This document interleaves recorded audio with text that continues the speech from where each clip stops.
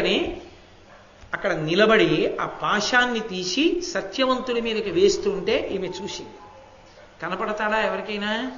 కొన్ని కోట్ల మంది వెళ్ళిపోతున్నారు, ఎవరికి కనపడ్డాడు? సత్యవతీదేవి, ఆ సావిత్రీదేవికి కనపడ్డాడు.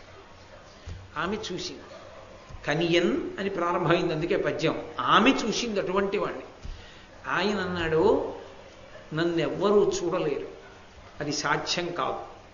నేను ఎంతమంది మధ్యలోకి వచ్చి ఎవరిని తీసుకెడుతున్నా చుట్టూ ఉన్న వాళ్ళకి కనపడను. అటువంటిది నువ్వు నన్ను చూశావు, నేను నీకు కనపడలేదు, నువ్వే నన్ను చూశావు. ఎక్కడిదో శక్తి, ఈ శక్తి నీకు తెలుసా? నీ పాతివ్రత్య శక్తి. నీకు నేను కనపడ్డాను, అన్యులు నన్ను చూడలేరు.